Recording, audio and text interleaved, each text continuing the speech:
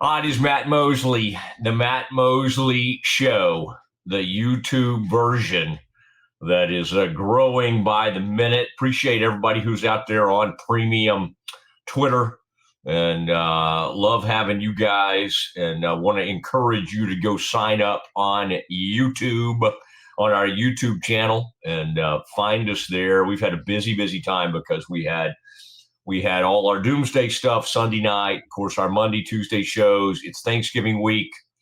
I do think maybe we're taking some time off this week, but you'd never know it. I think, we got to be out. Ed and I got to do doomsday Thursday night. And so hopefully, Scotty, I can find somebody. I bet the Z-Man will be back on. Z took an early Thanksgiving out in East Texas. So Mike had to get involved. So we've had all kinds of stuff going on. So we just can't step away because we've got too much Baylor news and just huge stuff going on. Baylor favored, by the way, to beat Houston. I mean, Houston's 8-3, coming to Waco, coming off a tough loss at home to TCU, and the Bears are somehow favored by 2.5. Go figure how something like that could happen. We have all kinds of news kind of pouring in as we get ready for a Thanksgiving Day game. I mean, this time of year, I kind of lose track of like what day it is. I do know at 1 o'clock, we generally have a show.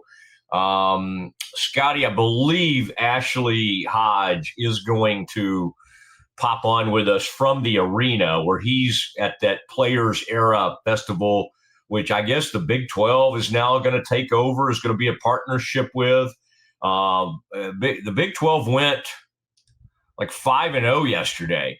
I even stayed up, Scotty, for that late night University of Texas goes down to Arizona State. Way to go, Bobby. Way to go, Bobby Hurley. You haven't done much at Arizona State, but you did take down the hated Longhorns from the mighty SEC. And what's that guy? They got that kid. The Longhorns got the kid from FAU. Great kid. FAU got him ready, had a beautiful freshman year. And, of course, Texas came in and said, hey, what do you need? About $1 million, $2 million? What do you need? And in this Vankalitis or something like that, big 7-foot European just said, yep, I'll come to Austin for that. And so there they were last night. Somehow, some way, some kid from I think he had 33 in that game, hit a huge three late for Arizona State. He was a transfer from Pepperdine. He came in from Pepperdine, and he was awesome last night, little guard. This is my favorite time of college hoops is obviously the tournament. I mean, and then, of course, I love all the conference games and everything, but I kind of love this little November hit of games we get. And this Players Era Festival, or whatever they call this thing, this little showcase, is really, and the only thing it's done, sadly, that the Maui thing, Scotty, is not as big of a deal anymore. Maui used to be, that was the huge tournament. Everybody wanted to go over to Hawaii or go to the thing in the Bahamas. My family always wanted to go over there. Hey, let's go over there for the, whatever it's called, the Battle for Atlantis. And it was like the numeral 4 for like the 4 teams that were over there. I don't even think that's as big a deal. This Vegas thing is taking over. And there are reports now that it could expand to as much as, I don't know, 16, maybe 24, 32 teams. I don't know. What's going to happen is, so the Big 12's kind of getting way involved. So it'll have like 8 Big 12 teams. And then I think it's going to be played over like 3 weekends. This Players Era, deal in Vegas, it's going to become huge. So let's keep our eye on that, and as we continue, we'll keep our eye on see when the Ashley man tries to hop on with us. All right, and oh man, all right. I thought I'd be able to share some news with you on some Baylor AD search, but boy, I mean, my gosh, we're being very tight-lipped out there right now. And so I was kind of excited. I'll get to the bottom of it. I'm very curious I want to find out who is picking, who's doing the picking. Like, is it anybody involved from the board? I know President Livingstone. Who is she tapping to go out and hire this AD? I mean, I think, hey, we're sending letters out there. I mean, when these churches, when they go sign up a pastor or do a music of minister search, it's a little search committee. Everybody in the church knows who's on the committee. Now, I'm more of a personnel committee. I like kind of the risk committee. I've been on that one. I like the homebound committee. I like going to see the people who are homebound or in the nursing homes. I've been on that committee. I enjoy that one particularly. But yeah, the Bears need to come on now. I mean, some of these things are happening in the shadows. All right. Some of these things we get in trouble at these Christian universities when we're kind of working in the dark, keeping things in the dark. Let's be a little transparent out here, and let's just come right out and say, who's serving on this committee. We'll see. I'll keep my eye on it, and if I can bring you the one thing I have confirmed, I put this out there on socials. I have not been asked to be on the committee, the search committee for the AD. I think it'd probably honestly be smart to talk to the media and get our feedback on things, but I don't know. That to this point has not happened. There were times when I would give Mac and others unsolicited feedback. They weren't really asking for my opinion on things, but I've been known to weigh in. And honestly, it was always received pretty graciously. Like, okay, let's look into this, or let me look into this, and I'll get back to you. Did they always get back to me? Well, probably. The answer would probably be no on that one. But again, I felt, Scotty, what's the thing? What's the buzzword these days? You want to feel heard or feel something? I felt heard most of the time when I would put that out there. So Baylor plays today. The Baylor women, by the way, the rankings came out yesterday. They fell from number 7 to number 15. Maybe a little too far. I mean, Iowa's not a bad team. Iowa was up there ranked number 19. Baylor played horribly, but that's fine. They knocked the Bears down 8 spots, and so they're number 15 in the country, which may be about right. I don't know. So anyway, and then Scotty, let's be on our toes about some of this breaking news. I just got an alert that said the portal's about to pop off. The portal's which I don't know. We got to keep our eye on this because soon there'll be that the portal will happen after the season while the college football playoffs going on, and then hopefully the Bears will be extremely active out there. Dave will get involved. Scotty, it appears that we do have Ashley. All right, and I want to kind of see what Ashley's situation is like. He's on the ground in Vegas, and Ashley does Vegas better than look at him. He's even been kind enough to give us this really nice quality audio. I was expecting him to be like right in the middle courtside for the Players era, and we'll get him over there because he's got to go do some scout on Iowa State as they get ready to play Creighton leading into Baylor and St. John's, which is becoming kind of an annual deal. Ashley, good to see you, man. Good to see you. Oh, yeah. I had to do this from the hotel room. When you told me you needed 30 minutes for an interview, I couldn't do it. I did not say 30. I'm going to be respectful. What is tip-off on this game? I want to get you over there. Is it any minute now? It's 1:30 local time. Oh, the Iowa State Creighton game's going on right now. I'll catch the second half. I saw enough of the extra mediums on TJ Otzelberger yesterday. I don't need to see a whole game of that again. Have you ever worked him over a little bit, like on that topic, or had any signage? Like a lot of times, like you and Bill Self had have some fun interaction, and I'm sure Huggins would occasionally, Judge Kincaid one time I think got under Huggins' skin, probably with your help. Yeah, Beard. You worked on Beard. Has Otzelberger ever at least given you a little smile or No, interaction, or is he pretty pretty closed off? credit. Yeah, to his credit, he's pretty focused on the game. He tunes out the heckling. But some of these coaches that have been around a few years have bigger egos. They're unable to turn the other cheek, so to speak. But TJ is one of those guys that seems to be able to do it. But he does wear those shirts pretty tight, man. I'm telling you. He likes them tight. He likes them tight, and he loves a good Euro.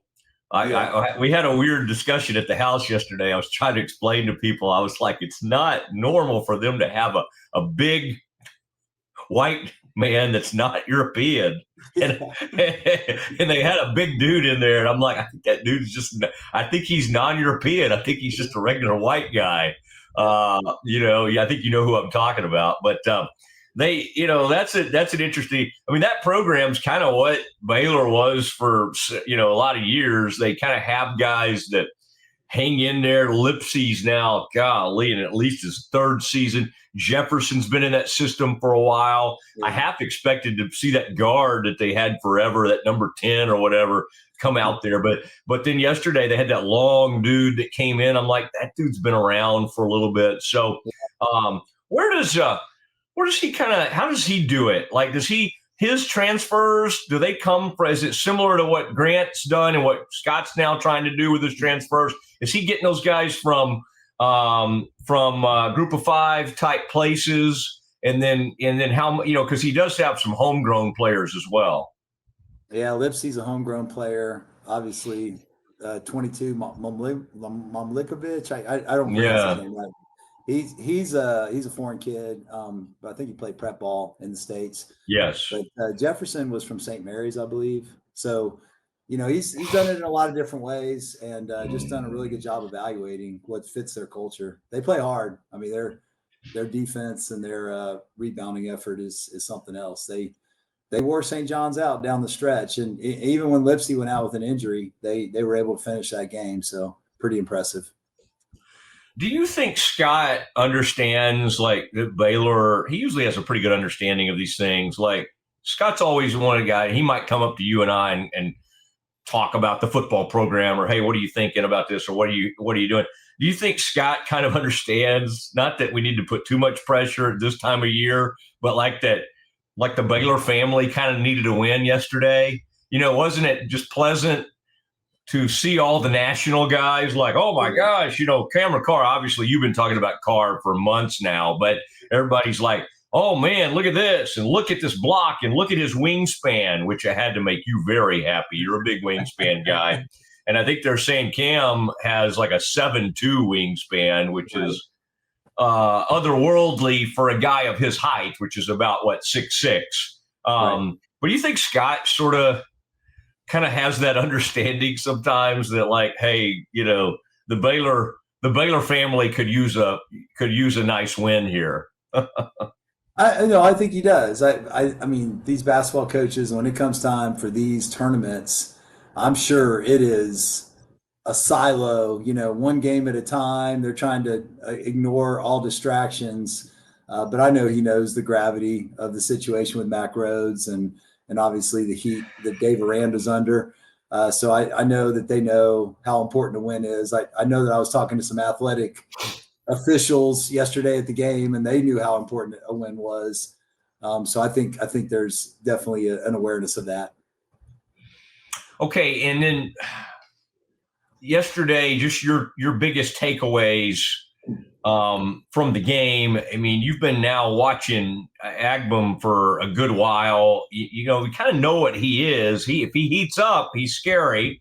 He'll kind of keep shooting sometimes, and he'll kind of get in love. You worry a little bit with people if they're streaky. You don't really you don't like a streaky shooter who shoots a lot of mid-range shots. Yeah. Now, what Cam did yesterday was gorgeous when he started using that mid-range game and he was getting himself open. He's got so much game. Yeah. And I didn't really know, with him, we sometimes go, well, is this guy one and done? Is this guy one and done? All that kind of stuff. He's obviously so athletic, and you've been calling this. but he's going to start rising up the draft boards and everything. What was the most important thing that you saw yesterday? I mean, mine was they just blistered them on the boards, and it proves. And Caden Powell obviously came in and did some really good things early in the second half. Help when the Bears were kind of came out and weren't good early in that second half, and Scott had to bench a couple of dudes. Powell settled things down from a rebounding, even from a scoring perspective. He's better than I thought he was going to be, like in terms of just kind of being able to do a few things around the rim. He's not a huge offensively skilled guy, but he is more coordinated, and he's better than I thought he was going to be. But I thought the rebounding, just completely killing them on the offensive boards, obviously was a huge thing. What were a couple of your biggest takeaways from that win? Well, rebounding, absolutely, because we got beat up on the boards pretty good against Tarleton State and Washington. So I know I talked to Dan Skillings in the post game, and he said that, it was a brutal week of practice. They were doing a lot of box out drills. So I expected that to be better. Hopefully that translates to today. It's a whole new challenge. St. John's has a incredibly athletic and active front line. Zuby Ejiofor, Dylan Mitchell, who's been in college for 10 years. Came from Texas, Cincinnati. Yeah.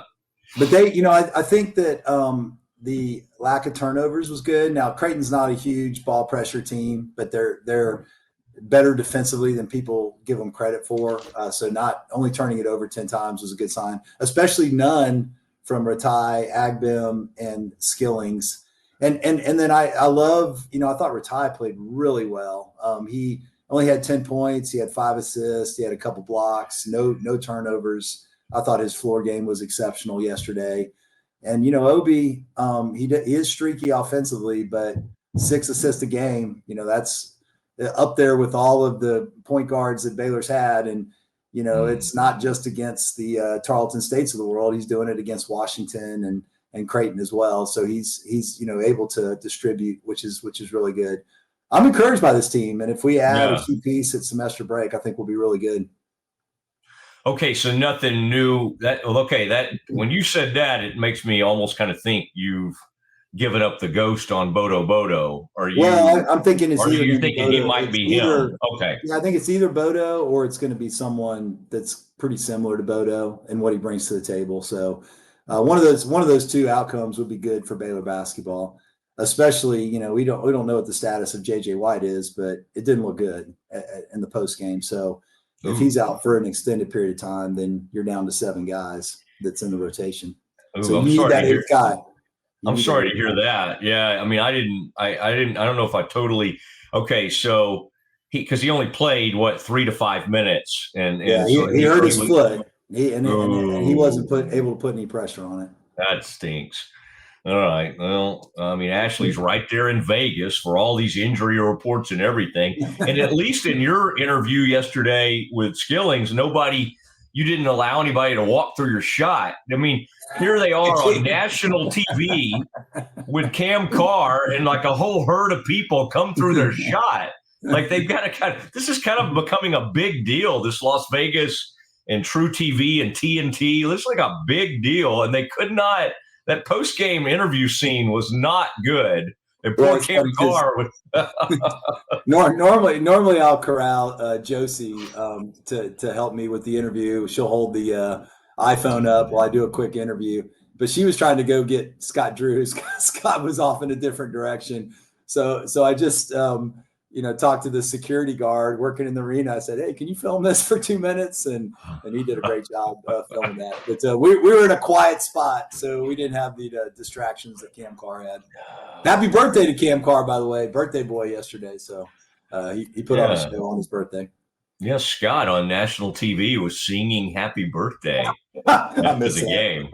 No, he was doing some funny stuff, and then he realized, they were praying without him, and he kind of abandoned the poor sideline announcer. It was a little bit awkward, as things tend to get sometimes. Okay, that's funny what they're saying about Rick Barnes, though. I'm getting a kick out of this because, like, this whole scenario with Cam Carr, that they can't mention it because Tennessee is there, right? Is Tennessee Yeah. playing in this thing? And so they keep saying, this guy averaged 2 points a game, and Rick Barnes didn't use him. It seems like Rick Barnes could have used a guy like this. This kid's averaging 23 a game. It's like the old Jordan joke. Who's the only one that can keep Michael Jordan under 20 a game? It's Dean Smith. Well, they could say, who's the only one that can keep Cam under 3 a game? Rick Barnes. I just remember, I can't help but think of Rick, some of those teams, you remember when he would just hate one of his own teams? Like he would recruit these guys and you'd watch him. You could just tell he's like, I hate this team that I've put together. And one of them, he had a guy named Jordan Hamilton. You remember that kid? He played a little bit in the NBA. And Rick hated that kid. And you could tell he's just like, why did I recruit this guy? He had some interesting shot selection. Yeah, was told to me by someone that played for him. He had DJ Augustine in his office after his sophomore year, and DJ's 5'11", maybe he's listed at 5'11", and he says, "Coach, I'm going to go pro." And Rick said, "What? You can't play in the NBA. You're 5'10". And he said, "Well, I'm not going to get any taller." And he carved out a nice NBA career. So shout out to DJ Augustine. Oh, he was a great player for them. Oh, yeah. Yeah, absolutely. Okay, so what is today's matchup like? This team is ranked 14th. Is it 14th or 15th in the country?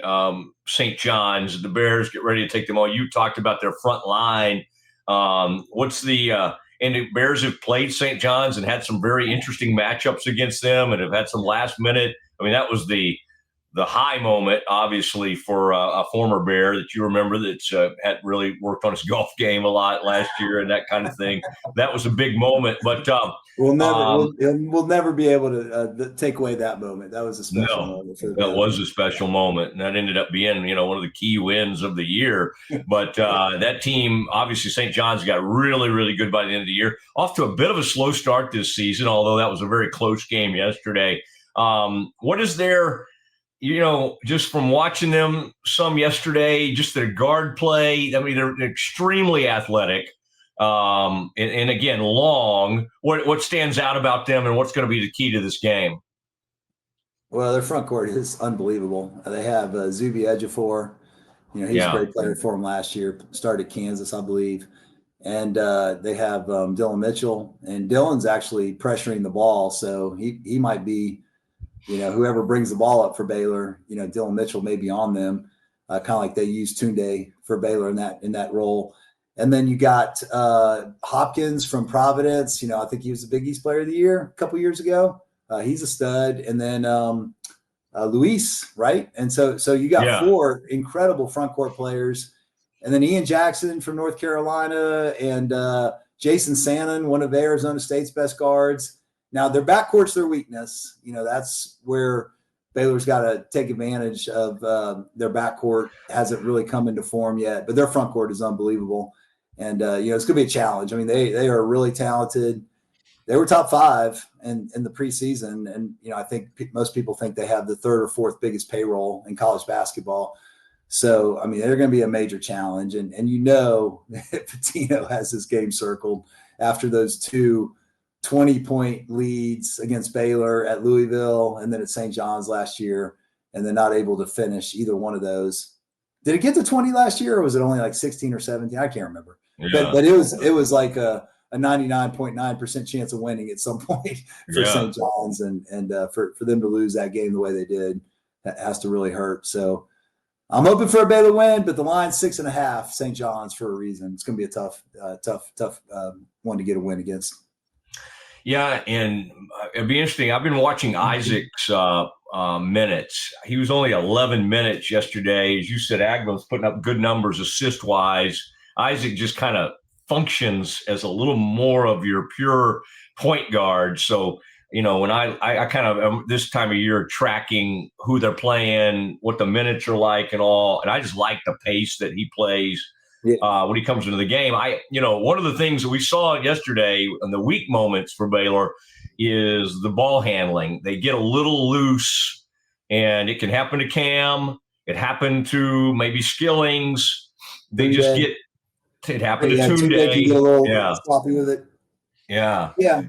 Yeah. That's a little worrisome. Isaac, I mean, I like it. I like the pace that he plays. Hey, what are they doing on Sanchez's defense when they're kind of like, it almost looks like they're about to set up in a zone, but then I look and it's like is it kind of like a matchup zone or something? It's a little bit different than what's the zone Scott's played in the past. And then they'll be in a man, like pretty quickly they'll come out of it into a man. What are you seeing on defense? Because you know what I'm talking about, that a very initial look they'll kind of have that guy in the middle there.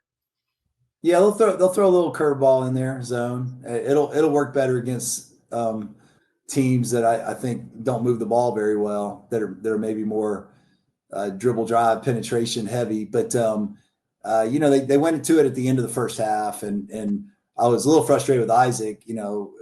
He's a young player, but you remember Creighton just got that easy like step into a deep three at the end of the half where Isaac didn't do a really good job of getting to his spot there to contest that.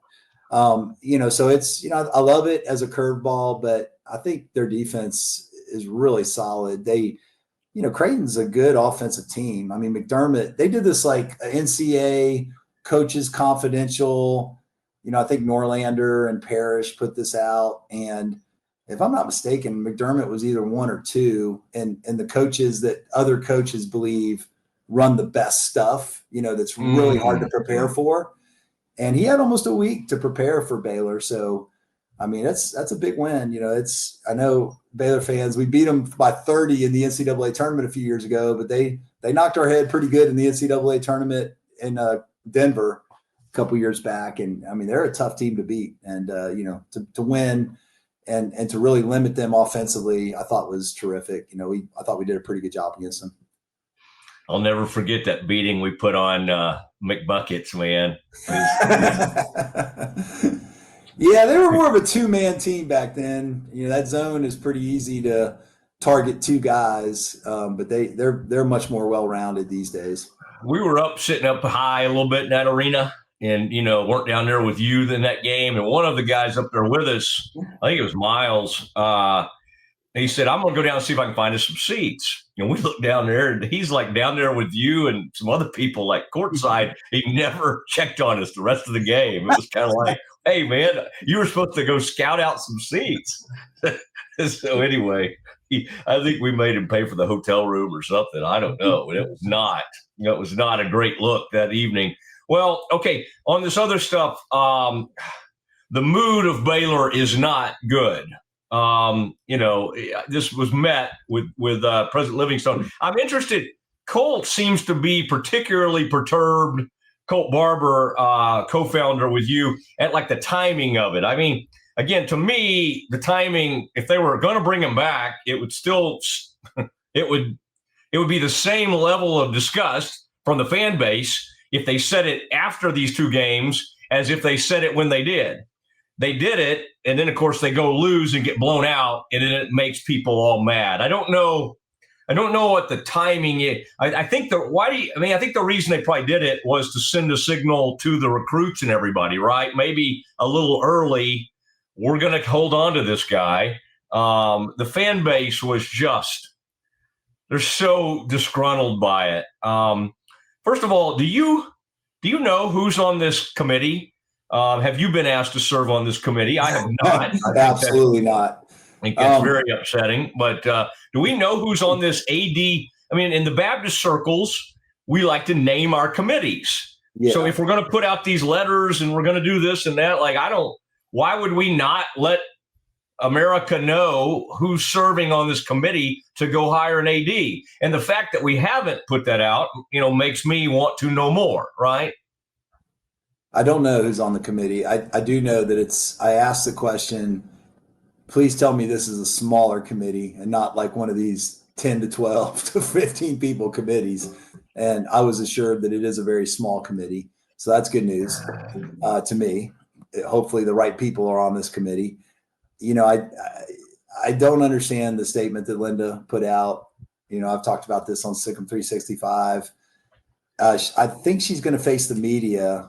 Hopefully not just like the Waco Tribune, but she'll answer questions to you guys and Sick'em 365 and where the fans actually are. Zach Smith does an incredible job at Waco Tribune, but I just don't know how many diehard Baylor fans are following his work behind the paywall. But I just think I just don't understand it from a lot of angles. I mean, okay, let's say the buyout's $25 million to buy out Aranda, to bring in a new staff, whatever it is. It's probably somewhere in that neighborhood. If you're going to fire him next year, or you think you're going to fire him next year, you may save $5 million, but the amount of money that you're going to lose in revenue because the fan base is checked out, I just don't know if they have a pulse on how checked out the fan base is on Aranda. He's a heck of a guy. I hope he turns it around. I hope he surprises me. But I think we have enough evidence here to say this isn't working. We need to go in a different direction. And delaying it a year, I just don't see the point of it. I just think it's a poor penny wise, pound foolish type decision. You're not thinking about the next level effects, and a lost generation of Baylor fans. I mean, we saw that with Steele. I mean, you need these alumni engaged in the university, and football is a huge part of that. You may, in an idealistic world, want to be a research institution and not really place as much emphasis on sports, but that's just not where the heart of most Texans are. They love football. Well, and isn't it interesting that Aranda has apparently twice now, I saw him say it the other day, say, I probably could have been better with the media. And it's just like, I don't think there's anybody at Sick'em 365 or over at Rogue or anybody who's like, oh, that makes me feel better. Like all these things we've been telling them over and over. And by the way, I don't blame the Baylor SIDs or anything. I mean, you think they haven't tried to get him to do more media? Even before the TCU game, they got him to do an interview with a ticket. And I could almost tell the ticket people, because where they put the interview is at like 6:40. Their show is over at 7, and you could almost kind of sense they're like, no, what are we doing here? Like, why did this happen? But they were trying. It was the department desperately trying to get this guy to like do some media. But for him to now come out and go, I probably could have been better with the media. It's like, I don't know, man. They've tried everything to make this guy successful. And he's like one of the greatest survivors in college football history. Like there's no, I mean, like, think about it. What other school, what other major program, Power 4 program, who survives 2003 and then this year they had a great quarterback, great receivers, all their offensive line, and then survives this mess, potentially a 5-7 no bowl game. Like he only, it appears, survived because Mack Rhodes got into something that he shouldn't have. And to your point, that's a tough way to run a program in a university when you're making decisions like, well, it's not really our fault. We had this AD that got interested in something, and so we can't do anything about it. I mean, that's tough for a fan base to hear. That we're just kind of a bad decision. Then to your point, brings about another bad decision, which is important. Dave, it's like I hate to.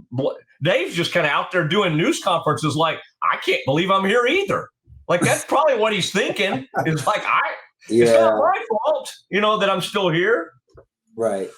Yeah. Yeah. No, it's a tough situation all around. I don't know, like bringing in another defensive coordinator. He's already gone through three or so in his tenure. I don't know if that's the answer. And then you're guaranteeing probably that defense coordinator a couple $1 million, a 2-year guarantee. So then you're basically offsetting the money that you're going to save by waiting a year if you fire him now. I don't know. It's a tough situation, but I do think maybe Linda gave herself some wiggle room. Baylor hires an AD in the next 2 weeks or a week and a half, and that AD has the ability to go ahead and make a decision quickly. That's my hope, because I just can't see running this back next year. I just Wow, don't see it. you're holding out hope. You're holding out some hope, is what it I sounds. mean, Wow, that is it's probably a low probability outcome, but yeah, I do think if we lose to Houston on Saturday, which I expect. I mean, I know Baylor's favored, but nothing I've seen in the last 2 weeks would indicate that this is a team that's gonna, remember the Alamo and make a valiant stand at before 5 to 10,000 fans and Foss and McLean on Saturday, which we're yeah. expecting a lot of rain too. I think is in the Oh, forecast. So good, anyway, good. I Yeah, just can't see this being a great outcome, but hopefully they'll prove me wrong. I'd love to see him go to I'm a telling you. bowl. I'd love to see a positive finish to the year, but Houston's tough. They play good Yeah. defense. Who's that distillery that kind of fuels y'all's tailgates? Is there somebody y'all partner with over Three there? Over Nations, yeah, Three Nations. three. I don't partake, but if I think if I have to watch this team anymore, I'm you gonna might, you might I'll go be dark side. I'll be dipping in that sauce over there. I'll be sleeping like Donald. I mean, during that ball game, I'll put my head on the desk up there. Okay.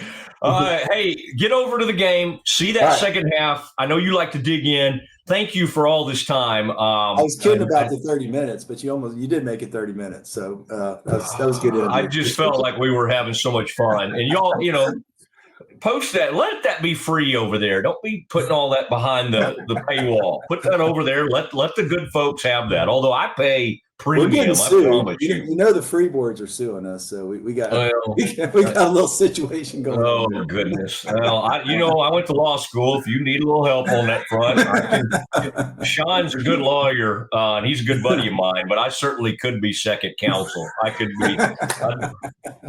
I got old Wade Barrow, Sean, and Frank Colley on the case, so we got some good minds helping us. Okay, well, those guys like to have a good time. Okay, thank you, Ashley. Thank you, Matt. See you. I'll see you. All right, there he goes, Ashley Hodge. I told him a couple of minutes, and we might have overdone that a little bit. It is time, though. Let's take care of our folks, our good folks. Oh, man, thank you. CNB. Thank you, Ascension. Thank you for what you do, even during these holidays, man. Everybody's at home. A lot of people will be wanting to listen to that interview. We'll get that out there on all the channels and everything. But we're just glad to bring this to you. Appreciate Scotty working harder than as hard as always. And Pete doing his thing this morning, the Pete Souza Show. You can watch that every morning. About 10 to 11:30 is when that thing usually runs. And sometimes we make special exceptions. But anyway, big week, big Thanksgiving week. We will return, and I'll get you caught up on some Cowboy stuff to discuss. That's all next.